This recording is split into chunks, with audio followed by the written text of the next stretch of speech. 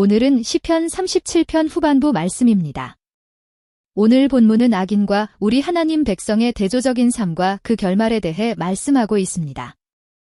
그러면 어떻게 말씀하고 있습니까? 오늘은 이에 대해서 알아보고 은혜를 나누고자 합니다. 먼저 오늘 본문은 악인과 우리 하나님 백성의 대조적인 삶과 그 결말에 대해 말씀하고 있습니다. 오늘 본문 시편 37편 12절부터 13절에 악인이 의인치기를 꾀하고 향하여 그 일을 가는도다. 주께서 저를 웃으시리니 그날의 이름을 보심이로다 하고 말씀하고 있습니다. 악인이 의인치기를 꾀하고 향하여 그 일을 가는도다. 주께서 저를 웃으시리니 그날의 이름을 보심이로다. 지금 이 말씀은 악한 사람이 의로운 사람을 해치려고 음모를 꾸미면서 강한 적대감과 분노를 드러내고 있는 모습을 생생하게 묘사하고 있습니다. 여기에서 악인은 하나님을 무시하고 멸시하며 자신의 이익을 위해 하나님의 백성을 해치는 불신자들을 가리키고 또 의인은 독생자 보혈의 공로를 믿음으로 값없이 의롭다고 칭함을 받은 곧 하나님의 말씀에 순종함으로 살아가는 우리 하나님의 백성을 가리킵니다. 또 여기에서 치기를 꾀하고는 악인이 아무런 이유도 없이 혹은 자기 자신의 탐욕을 채우기 위해서 하나님의 백성을 무너뜨리고 해치려는 음모나 계략을 비밀히 꾸미고 있음을 나타냅니다. 또 여기에서 향하여 그 일을 가는도다는 극도의 분노, 적개심, 질투를 나타내고 있는데 이는 우리 하나님의 백성을 반드시 파멸시키고 말겠다는 악인들의 악한 의도를 시각적이고도 청각적으로 표현하고 있습니다. 곧 본능적으로 우리 하나님 백성을 보기만 하면 죽이려고 달려드는 그 적의와 도끼와 증오심을 드러내고 나타내는 악인들의 모습을 보여주고 있습니다. 그렇지만 저 악인들의 운명은 어떠하리라는 것입니까? 주께서 저를 웃으시리니 그날의 이름을 보심이로라.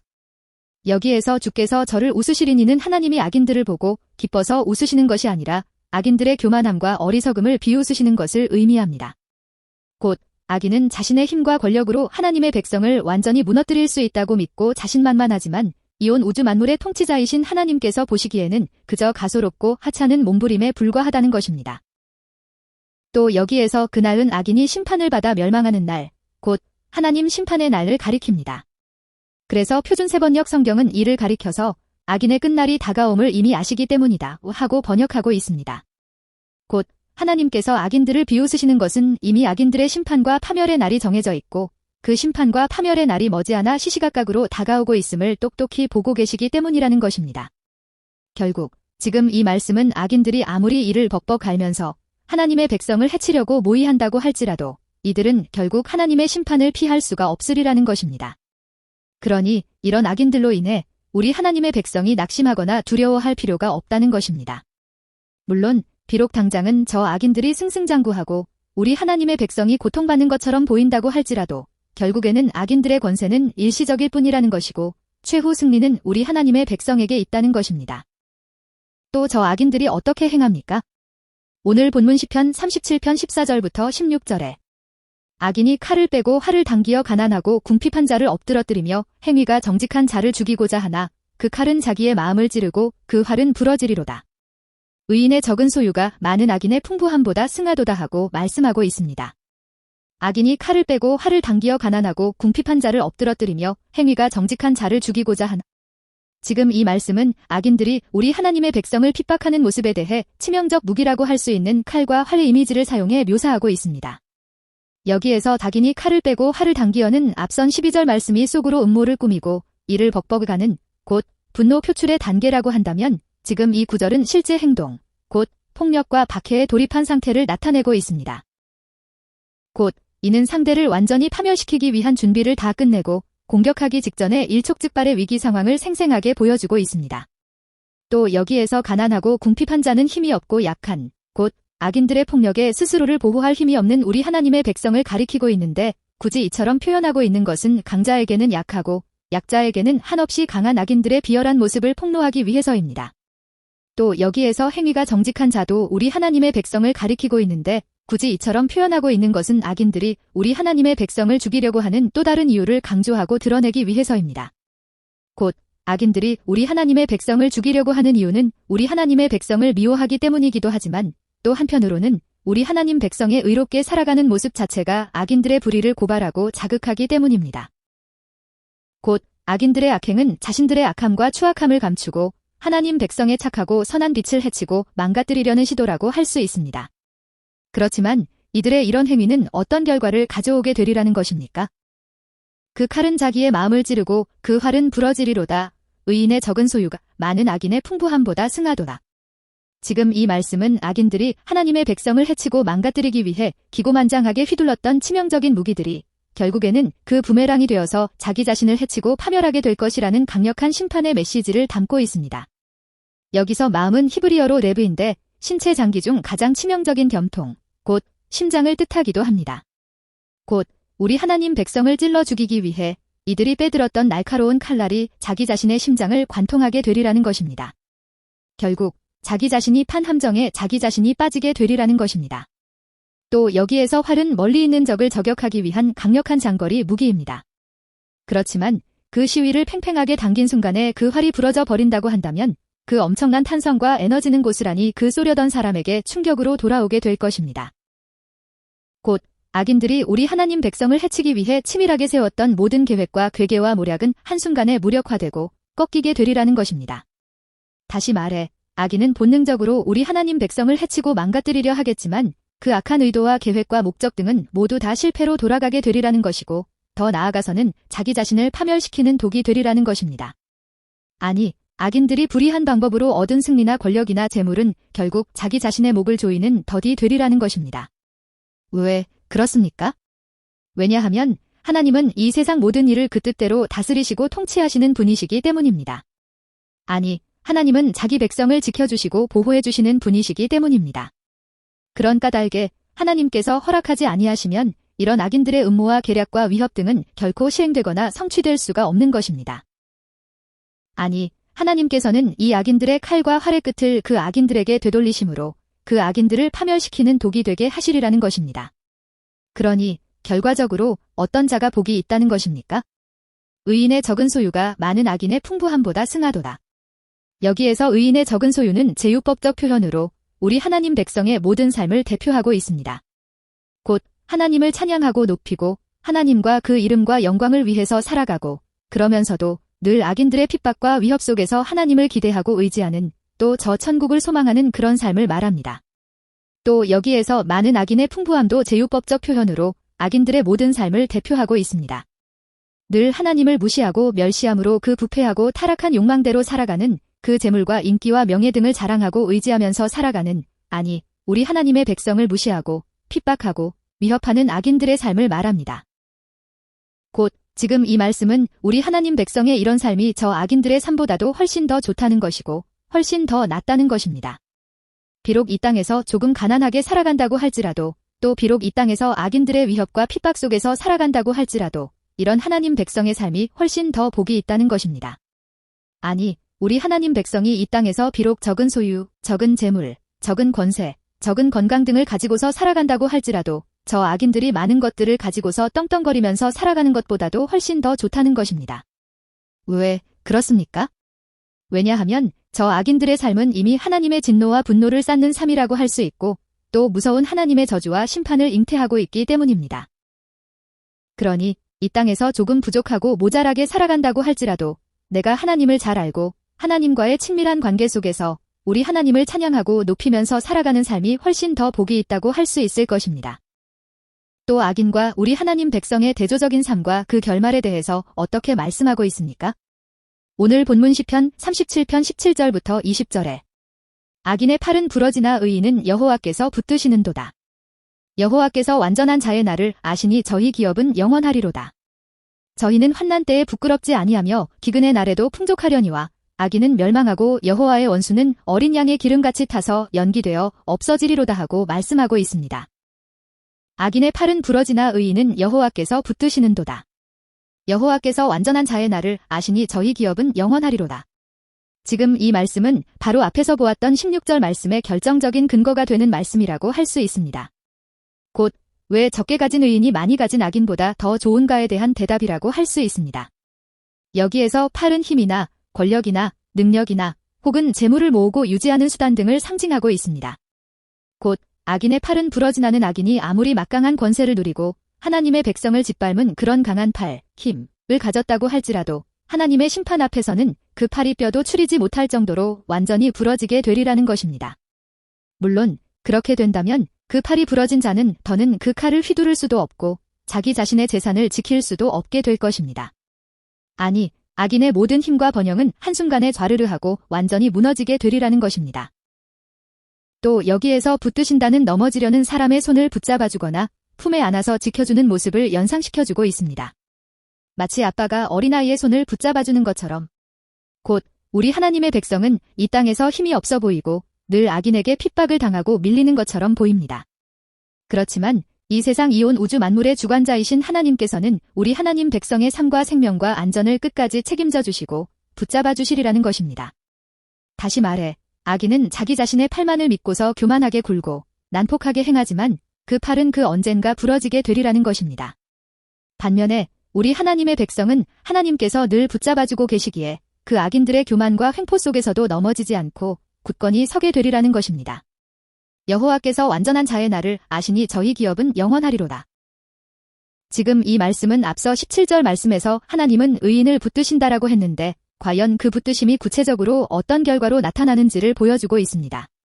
여기에서 관전한 자는 그 독생자 보혈의 공로를 믿음으로 값없이 의롭다함을 받은 무흠하고 완전하다고 할 수 있는 우리 하나님의 백성들을 가리킵니다. 또 여기에서 나를 아시니는 단순히 지식적으로 나를 안다는 것이 아니라 우리 하나님 백성의 인생 전체, 매일의 삶, 그 고난과 슬픔, 그 미래까지도 다 아신다는 것으로 하나님께서 우리 하나님 백성을 세밀하게 보살펴 주시고 채워주신다는 그런 하나님의 깊은 사랑과 관심과 보호를 나타내고 있습니다. 곧 하나님께서는 영원히 매 순간 그 백성과 함께 해주시고 돌봐주시고 지켜주시고 채워주시고 응답해주시리라는 것입니다. 또 여기에서 기업은 유산, 상속재산, 소유라는 뜻으로 하나님께서 주시는 하나님 백성의 축복과 영적인 유산 등을 가리킵니다. 곧 악인들이 불의하게 모은 재산과 권세는 한순간에 다 사라지게 되겠지만 우리 하나님 백성의 축복과 영적인 유산은 결코 일시적이지 아니하고 영원히 지속되리라는 것입니다. 아니, 저 천국에 들어가서 영생 복락을 누리며 살아가게 되리라는 것입니다. 저희는 환난 때에 부끄럽지 아니하며 기근의 날에도 풍족하려니와 악인은 멸망하고 여호와의 원수는 어린 양의 기름같이 타서 연기되어 없어지리로다. 여기에서 환난은 전쟁이나 재난이나 사회적 혼란 등으로 인간의 힘으로는 어찌할 수 없는 거대하고 위태로운 재앙의 시기를 가리킵니다. 또 성경에서 보통 부끄러움을 당한다는 단순히 창피함을 느끼는 수준이 아니라 그 믿었었던 버팀목이 다 무너져서 망신을 당하다, 실망하다, 결국 파멸하다라는 의미가 있습니다. 그런데 여기에서 부끄럽지 아니하면은 우리 하나님의 백성은 환난으로 인해 세상이 뒤집힌다고 할지라도 망하거나 비참해지지는 아니하리라는 것입니다. 그 삶의 기반이 조금도 흔들리지 아니하리라는 것입니다. 또 여기에서 기근의 날은 경제적 파탄이나 극심한 가뭄이나 먹을 것이 없는 생존의 위기를 상징하고 있습니다. 또 여기에서 풍족하려니와는 모든 사람이 굶주리는 생존의 위기 속에서도 우리 하나님의 백성은 하나님께서 초자연적인 방법으로 채워주시고 역사하심으로 인해 그 생존을 위협받지 않게 하시고 오히려 물질적으로나 영적으로나 핍절하지 않게 돌봐주시리라는 것입니다. 마치 엘리야 선지자가 가뭄 때 까마귀를 통해 공급받았었던 것처럼 어떻습니까? 우리는 앞서 16절에서 의인의 적은 소유가 많은 악인의 풍부함보다 낫다라는 말씀을 보았습니다. 이를 보았을 때 어쩌면 평소에 우리 하나님의 백성은 소박하고 또 적게 가졌을지도 모릅니다. 반면에 악인은 칼과 활을 휘두르며 엄청난 불을 쌓아두었을 수도 있습니다. 그렇지만 예기치 않은 환난과 기근이라는 전 국가적이고 전 지구적인 위기가 찾아오게 되면 이런 형세는 완전히 뒤바뀌게 되리라는 것입니다. 곧 자기 자신의 힘과 재물을 믿었었던 악인들의 풍부함은 그런 환난 때에는 아무런 도움이 되지 못하고 오히려 그들은 부끄러움을 당하게 되고 굶주리게 되리라는 것입니다. 반면에 평소 적은 소유로도 안달복달하지 아니하고 오직 하나님을 의지했던 하나님의 백성은 오히려 그 기근의 날에 하나님의 특별하신 공급하심을 통해 풍족함을 누리게 되리라는 것입니다. 그렇지만 악인들은 어떻게 되리라는 것입니까? 악인은 멸망하고 여호와의 원수는 어린 양의 기름같이 타서 연기되어 없어지리로다.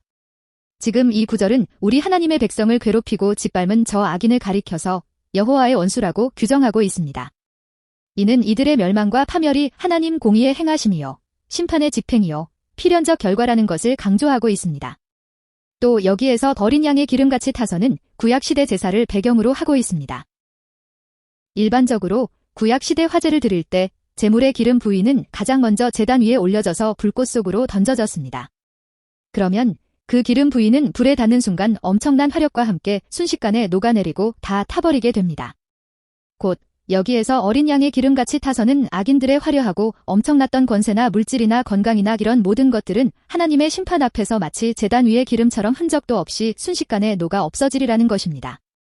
또 여기에서 연기되어 없어지리로다는 그 제단 위의 기름 부위가 다 불타고 나면 마치 연기와도 같이 모두 다 흩어지고 사라지게 되는 것처럼 이 세상을 호령하면서 영원할 것만 같았던 악인들의 흔적은 세상 역사 속에서 또 영혼 속에서 완전히 소멸하여 더는 찾을 수 없게 되리라는 것입니다. 또 어떻게 말씀하고 있습니까? 오늘 본문 시편 37편 21절부터 26절에 악인은 꾸고 갚지 아니하나 의인은 은혜를 베풀고 주는도다. 주의 복을 받은 자는 땅을 차지하고 주의 저주를 받은 자는 끊어지리로다. 여호와께서 사람의 걸음을 정하시고 그 길을 기뻐하시나니 저는 넘어지나 아주 엎드러지지 아니함은 여호와께서 손으로 붙드심이로다. 내가 어려서부터 늙기까지 의인이 버림을 당하거나 그 자손이 걸식함을 보지 못하였도다. 저는 종일토록 은혜를 베풀고 꾸어주니 그 자손이 복을 받는도다 하고 말씀하고 있습니다. 악인은 꾸고 갚지 아니하나 의인은 은혜를 베풀고 주는도다. 주의 복을 받은 자는 땅을 차지하고 주의 저주를 받은 자는 끊어지리로다. 지금 이 말씀은 재정적인 행위의 예를 들어서 곧 꾸고 갚고 베풀어주는 것과 같은 행위의 비유를 들어서 장차 두 부류의 영적이고도 물질적인 형편이 과연 어떻게 역전될 것인지를 극적으로 보여주고 있습니다. 곧 악인이 돈이나 물건 등을 빌리고서도 갚지 않는다는 것은 악인이 하나님의 심판을 당해 갚고 싶어도 갚을 능력이 없게 된 철저한 궁핍과 파산의 상태에 직면하게 되리라는 것을 나타내고 있습니다. 다시 말해 남의 것을 빼앗던 자가 이제는 구걸해야 하는 처지가 되리라는 것입니다. 반면에 의인은 은혜를 베풀고 준다는 것은 하나님의 백성은 하나님의 채워주심과 복주심 등으로 인해 풍족해질 것이기에 이제는 다른 사람에게 베풀고 나눠줄 수 있는 여유와 능력을 갖추게 되리라는 것을 나타내고 있습니다. 결국 그 부패하고 타락한 욕심과 욕망을 따라 살아가던 악인은 하나님의 심판을 당해 파멸하게 되므로 다른 사람에게 빚을 지고도 갚지 못하는 그런 비참한 처지가 되리라는 것입니다. 그렇지만 우리 하나님의 백성은 하나님으로부터 복을 받아서 자기 자신뿐만 아니라 다른 사람의 필요까지도 채워주고 베푸는 그런 넉넉하고 귀하고 복된 삶을 살아가게 되리라는 것입니다. 주의 복을 받은 자는 땅을 차지하고 주의 저주를 받은 자는 끊어지리로다. 지금 이 말씀은 이제까지 보았던 두 부류의 운명, 곧 하나님 백성의 복됨과 자기네 파멸이 우리 인간의 능력이나 우연에 달린 것이 아니라 하나님의 복과 하나님의 저주라는 하나님의 심판과 공의에 의해 결정된 필연적인 결과라는 것을 선언하고 있습니다. 여기에서 주의 복을 받은 자는 하나님의 백성을 가리키고 또 주의 저주를 받은 자는 악인들을 가리킵니다. 곧 하나님의 백성은 마침내 하나님의 지켜주심과 보호해주심과 응답해주심을 받다가 저 천국에 들어가게 되는 복을 받은 자라는 것이고 저 악인들은 결국에는 패망하게 되고 소멸하게 되는 저 지옥 불목 가운데 떨어지게 되는 저주를 받은 자들이라는 것입니다. 어쨌거나 악인들은 자신들의 권세와 힘과 돈으로 땅도 사고 좋은 자동차를 타고 다니고 또 영원히 그 자리를 차지할 수 있을 것처럼 행동하지만 지금 이 말씀은 역사의 주관자가 하나님이시라는 것을 단호하게 선포하고 있습니다. 곧 하나님께서는 이들을 주관하시고 심판하시리라는 것입니다. 다시 이야기하면 저 악인들이 칼을 빼들고서 세상을 호령하고 방방 뛴다고 할지라도 하나님께서 끊으시면 저들은 한순간에 이 땅에서 연기처럼 사라지게 되고 저 영원한 지옥 불목 가운데 떨어지게 되리라는 것입니다. 반면 아무리 힘없고 가난해 보인다고 할지라도 하나님의 은혜 안에 머무는 우리 하나님의 백성은 마침내 복을 받고 땅을 차지하게 되리라는 것입니다. 아니, 저 영원한 천국에 들어가게 되리라는 것입니다. 여호와께서 사람의 걸음을 정하시고 그 길을 기뻐하시나니 저는 넘어지나 아주 엎드러지지 아니함은 여호와께서 손으로 붙드심이로다. 여기에서 사람은 성경 속에서 흔히 장정, 용사와도 같이 힘의 절정에 있는 사람을 가리키는 단어인데 여기에서는 문맥적으로 보았을 때 하나님의 은혜로 놀라운 영광과 권세와 능력 안에서 살아가고 있는 우리 하나님의 백성들을 가리킵니다. 또 여기에서 걸음은 인생 항로, 신앙 여정, 믿음의 길을 가리킵니다. 곧 하나님께서는 우리 하나님 백성의 인생 항로, 신앙 여정, 믿음의 길을 흔들리지 아니하도록 붙잡아 주시는 확고하게 세워주시는 분이시라는 것입니다. 다시 말하면 하나님께서는 우리 하나님의 백성들이 하나님을 떠나서 방황하지 아니하도록 또 헛된 것에 집착해서 살아가지 아니하도록 또 사단에 매여 죄를 범하면서 살아가지 아니하도록 늘 붙잡아 주시고 확고하게 세워주시는 분이시라는 것입니다. 또 여기에서 그 길을 기뻐하시나니는 하나님께서는 우리 하나님의 백성을 그처럼 붙잡아주고 확고하게 세워주실 뿐만 아니라 그 사람이 그런 길을 살아갈 때 그런 모습을 지켜보시고 바라다 보시며 기뻐하시는 분이시라는 것입니다. 이는 마치 우리 육신적 부모가 이제 막 걸음마를 배우며 아장아장 걸어가는 자녀를 사랑스러운 눈빛으로 바라보면서 기뻐하는 모습을 연상시켜주고 있고 또 더 나아가서는 하나님과 우리 사람 사이의 따뜻하고 인격적인 관계를 보여주고 있습니다. 저는 넘어지나 아주 엎드러지지 아니함은 여호와께서 손으로 붙드심이로다. 어떻습니까? 성경은 우리 하나님 백성의 삶이라고 해서 늘 탄탄대로만 펼쳐진다고 말씀하고 있지는 않습니다. 곧 우리 하나님의 백성도 세상에서 사기를 당할 수도 있고 사업에 실패할 수도 있으며 악인의 공격으로 인해 고난을 겪거나 정신적으로 낙심할 수도 있다는 것을 인정하고 있습니다. 곧 우리 하나님의 백성도 살다가 보면 그 어느 때는 넘어지는 순간이 온다는 것입니다. 그렇지만 아주 엎드러지지는 않는다는 것입니다. 여기에서 아주 엎드러진다는 것은 그냥 단순히 살짝 넘어지는 것이 아니라 다시는 재기할 수 없을 정도로 완전히 뼈가 부러지거나 완전히 파멸하여 바닥에 고꾸라지는 상태, 곧 영적인 파산과 육적인 파산 상태를 뜻합니다. 곧 악인은 넘어지면 그것으로 끝장이지만 우리 하나님의 백성은 비록 비틀거리고 넘어질지언정 완전히 망해서 끝나지는 않는다는 것입니다. 왜 그렇습니까? 그 이유는 여호와께서 손으로 붙들어 주시기 때문이라는 것입니다. 곧 우리 하나님의 백성이 아주 엎드러지지 아니하는 이유는 우리 하나님의 백성이 강해서가 아니라 하나님께서 강력하신 권능과 은혜의 손으로 꽉 붙잡고 계시기 때문이라는 것입니다. 이는 마치 아장아장 걷는 아기가 그 돌부리에 걸려 넘어질 때 아빠가 아기의 손을 꽉 잡고 있으면 아기의 무릎이 살짝 땅에는 닿을지언정 완전히 바닥에 쾅하고 고꾸라지지 않는 그런 모습을 연상시켜주고 있습니다. 내가 어려서부터 늙기까지 의인이 버림을 당하거나 그 자손이 걸식함을 보지 못하였도다. 저는 종일토록 은혜를 베풀고 꾸어주니 그 자손이 복을 받는도다. 지금 이 말씀은 다윗이 일평생 살아가면서 직접 보고 겪었던 인생의 경험을 바탕으로 한 최종적인 삶의 증언이자 고백입니다. 곧 내가 젊었을 때부터 노인이 될 때까지 모든 사람의 평생을 지켜보았는데 하나님을 섬기며 신실하게 살았던 사람은 하나님에게 버림받아 완전히 망한다거나 그 자손들이 먹을 게 없어서 구걸하며 다니는 것을 단 한 번도 본 적이 없다라고 하는 강력한 확신의 말씀입니다. 여기에서 걸식은 다른 사람에게 음식을 구걸하는 비참한 상태를 뜻합니다. 곧 다윗은 실제로 자신의 긴 인생 여정 동안 지켜보았더니 하나님의 백성이 당장에는 고난을 받을지언정 결국에는 하나님께서 그들과 그들 자손의 생계와 존귀와 영화로움을 끝까지 책임져 주시고 굶주리지 않게 하시는 것을 목격했다는 증언입니다. 그러면 왜 갑자기 여기에서 자손이 나오고 있습니까? 성경에서 악인의 자손은 대가 끊어질 것이라고 경고하고 있습니다. 반면에 우리 하나님 백성의 축복은 당대에서 끝나지 않고 그 자녀 세대에게로 흘러가게 되리라고 말씀하고 있습니다. 곧 부모가 하나님 앞에서 신실하게 심어놓았던 하나님께 대한 섬김과 눈물과 기도와 헌신의 씨앗은 그 자녀들이 방황하거나 무너지지 않도록 지켜주는 그런 영적이고도 육적인 유산이 되리라는 것입니다. 아니, 하나님께서는 그 부모를 보아서라도 결코 그 자손들을 굶기지 아니하시고 끝까지 돌봐주시리라는 것입니다. 자, 이를 다시 정리해보면 우리 하나님의 백성도 세상에서 살아갈 때는 잠시 사업에 실패하거나 질병에 걸리거나 가난해질 수도 있다는 것입니다. 그렇지만 하나님은 우리 하나님의 백성을 그런 비참한 상태로 영원히 내버려 두지 않으신다는 것입니다. 결국 우리 인생의 긴 여정을 끝내고 뒤돌아보았을 때 또 세상의 모든 역사를 살펴보았을 때 우리 하나님 백성의 최후는 반드시 하나님의 구원과 보상이 있다는 것이고 악인의 번영은 일시적일 뿐이라는 것입니다. 곧 우리 하나님의 백성은 잠시 시련을 겪을 수는 있겠지만 결코 하나님으로부터 버림을 당하지 않고 하나님께서는 하나님 백성의 자손까지도 책임져 주시고 풍성함으로 돌봐주시더라는 것입니다. 저는 종일토록 은혜를 베풀고 꾸어주니 그 자손이 복을 받는도다.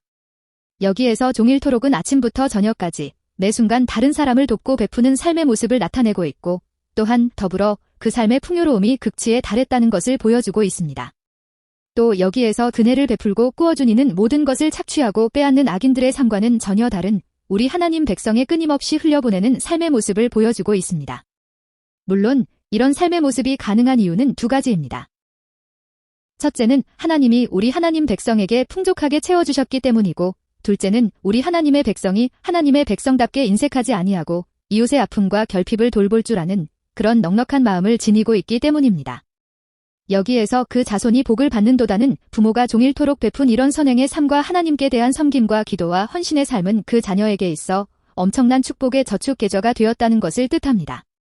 곧 부모의 그런 삶을 기억하시는 하나님께서 그 자손에게 은혜를 베풀어 주실 뿐만 아니라 그 부모로부터 도움을 받았던 수많은 이웃 역시도 그 자녀들에게 사랑과 호의로 보답하게 된다는 부메랑의 법칙, 곧 선순환의 법칙을 보여주고 있습니다. 주께서 저를 웃으시리니 하나님, 감사합니다. 고맙습니다. 사랑합니다. 저희는 이 땅에서 살아가는 날 동안 온갖 고난과 환난과 배고픔과 아픔 등을 만날 수도 있습니다. 그렇지만 그런 환난 속에서도 하나님을 향한 섬김과 기도와 헌신의 삶을 살아갈 때 하나님께서는 이를 기억하시고 저희의 모든 상황을 돌이키실 뿐만 아니라 저희 자녀들에게까지도 크게 복 주시는 분이신 것을 믿습니다. 아니, 이를 믿음으로 그 어떤 상황 속에서도 실족하거나 낭망하지 않게 하시고 늘 승리하는 자들이 될 수 있도록 복 내려주옵소서. 예수님의 이름으로 축복하며 기도합니다. 아멘.